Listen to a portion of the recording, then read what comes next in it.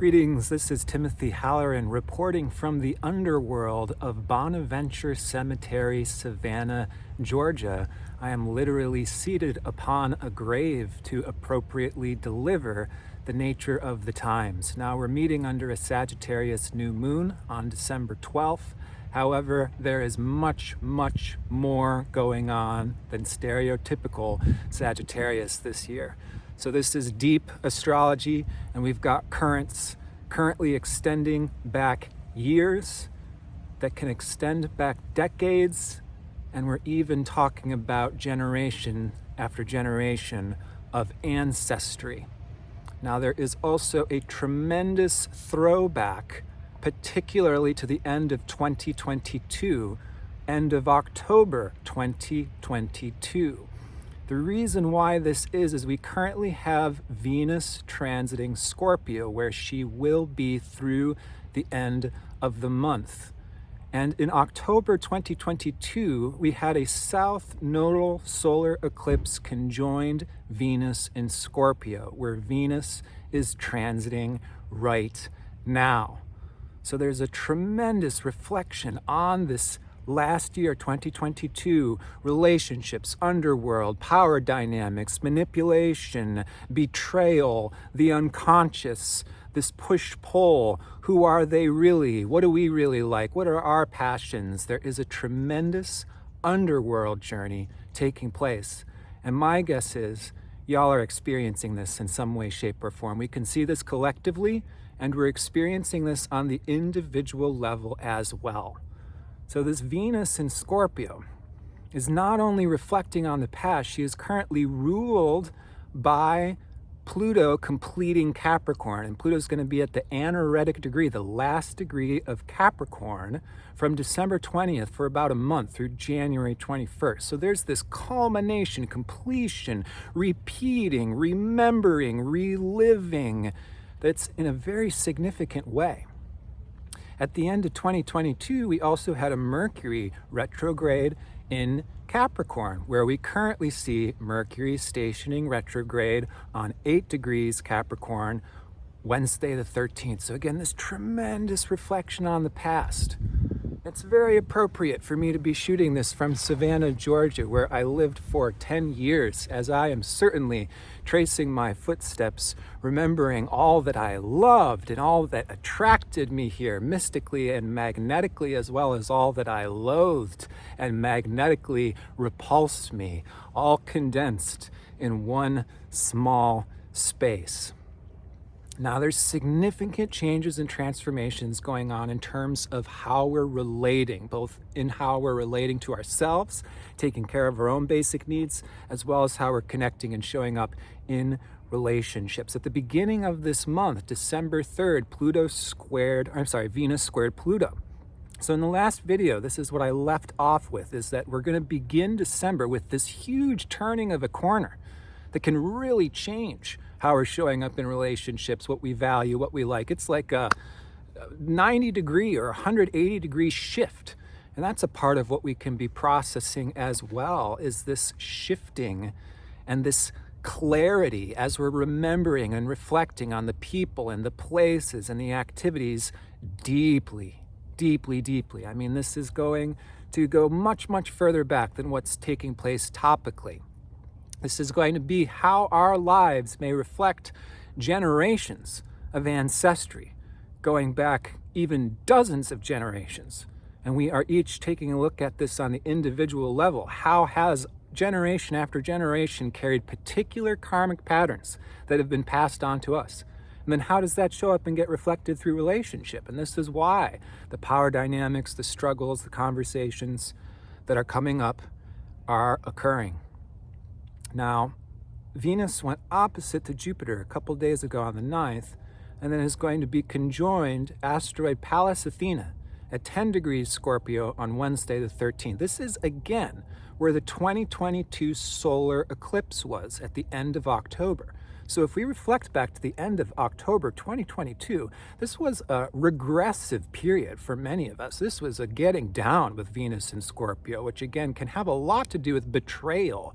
It's complex, it's shadowy, it's murky, it's where we're driven by this more shadowy, unconscious not forethought place. So to see the belly of the beast, quote unquote. So we're really, really deep in this belly right now, collectively speaking.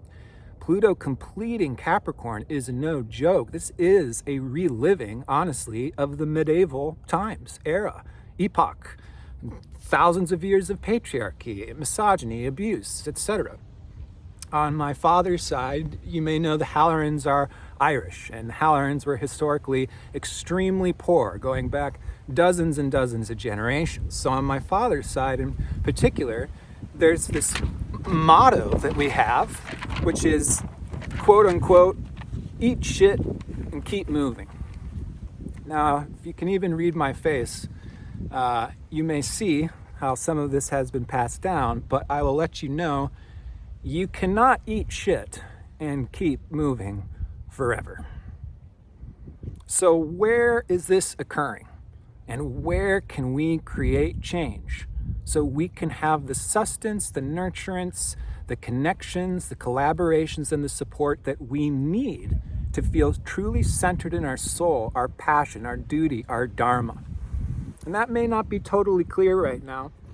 And again, there's a lot of this ancestry. So on father's side, again, Hallorans, there's a lot of sacrifice. Mother's side, we have the Jewish blood. Grandfather survived Auschwitz. Most of his extended family unfortunately died in Auschwitz. So I've got my hands full right now, right? But we all do. This is planet Earth. I don't know if you've read a history book, but we've all got, our finger on a certain page of that history book right now. And how has this gotten passed on? And how is this being reflected in our relationships? Is this truly loving? Is this truly caring? Now, at the time of this new moon, we're going to see the Sun square Juno. That was yesterday, the 10th. And then the Sun squares Neptune a couple days after the new moon on the 16th. So we've got the Sun T-squaring Juno and Neptune, which brings up these themes of taking care of self versus other, and our own creative aspirations versus their visions and goals. And this is where this theme of sacrifice can very, very much come up. Now, I'm deep in this period of reflection personally. Mercury is stationing on my 7th house, Uranus-Neptune conjunction. So I'm going to speak from a little bit old man, having lived, been there, done that, Timothy. I highly, highly, highly, highly suggest that you do not sacrifice. Do not sacrifice in your relationships. There is no magical reward or gold at the end of the rainbow for these unnecessary sacrifices. And this is an easy thing to say, but for many of us, this is what we can be deeply exploring, is where is this soul undoing? Where is this sacrifice taking place? And how can we change?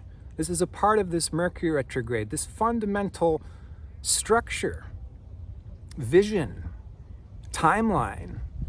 We're digesting and processing these big Saturnarian chunks.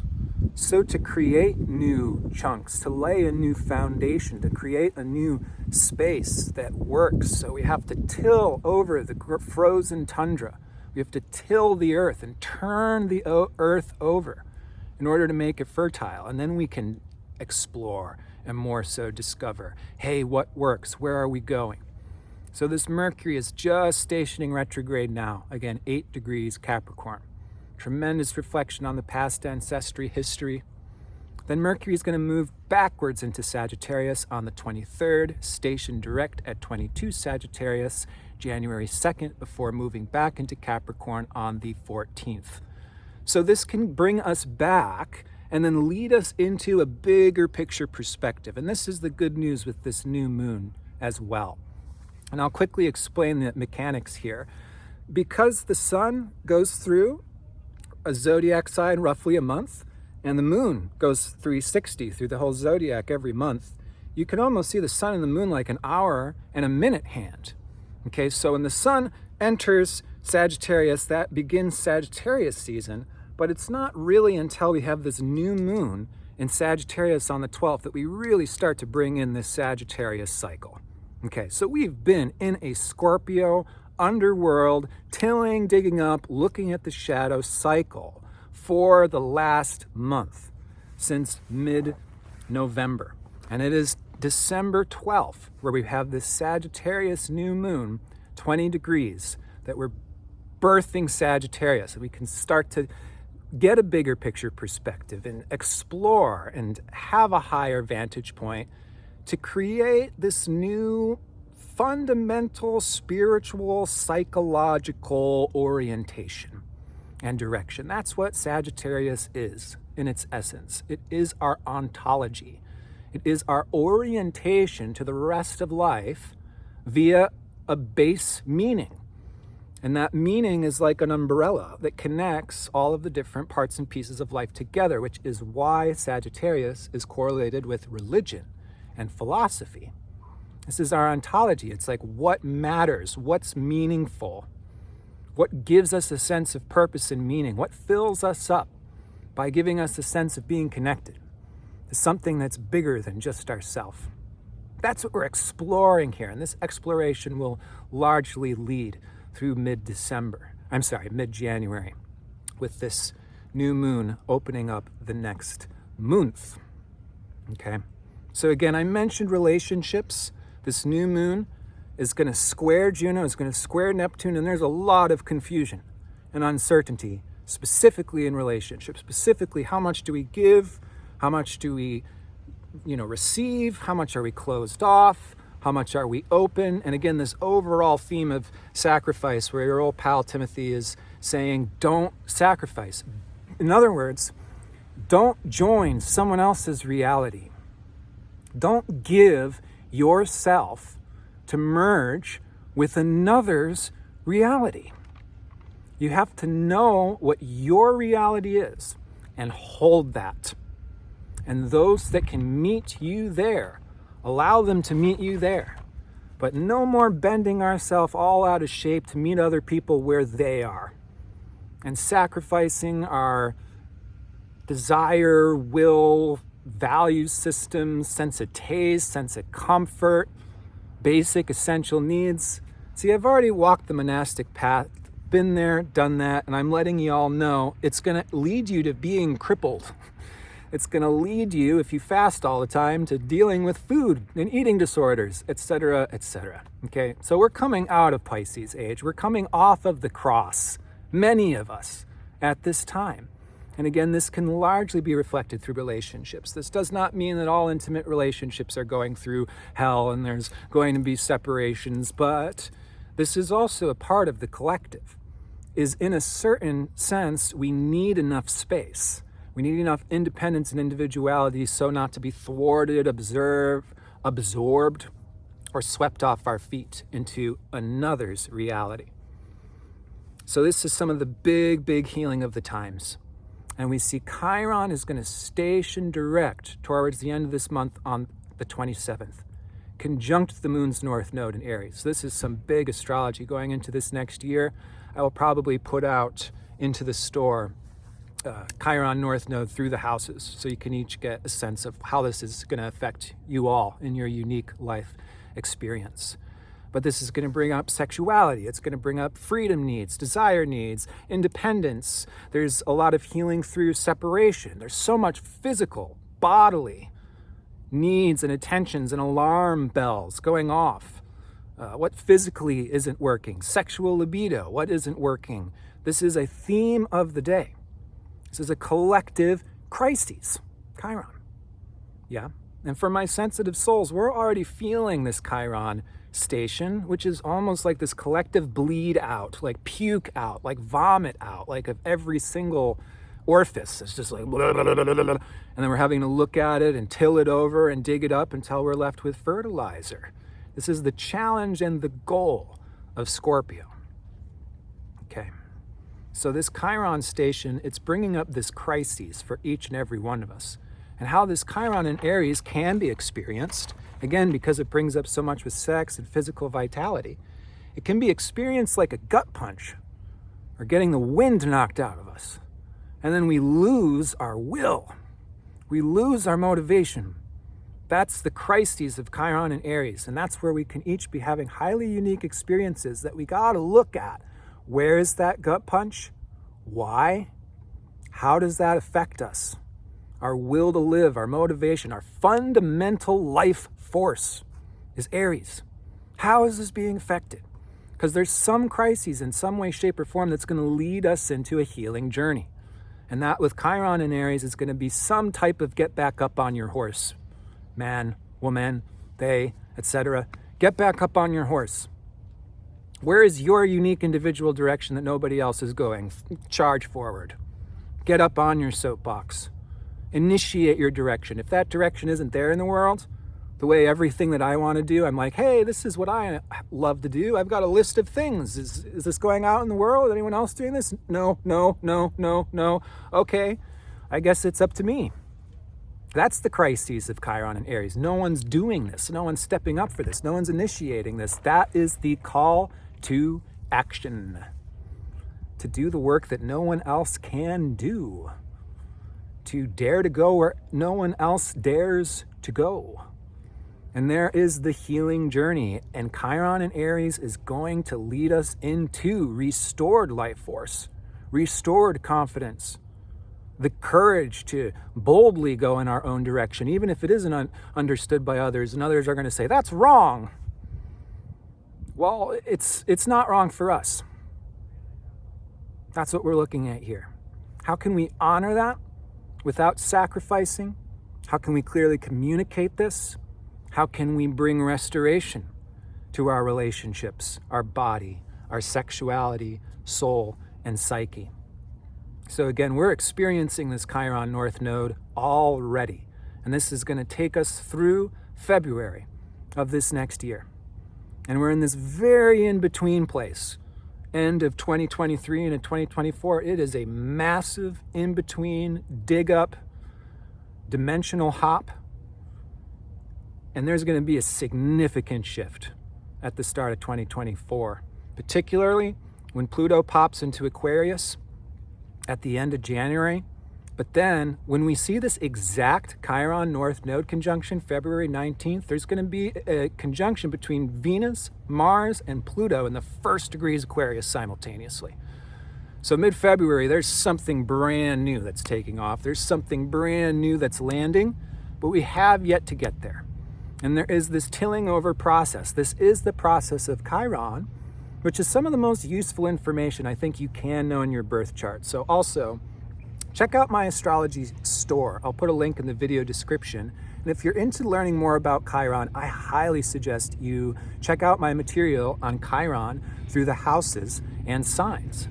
Because that's going to show us where each of us has this highly unique and individual journey that begins with the healing crisis, just like a punch to the gut that knocks us down on the ground, and then leads us into a healing journey.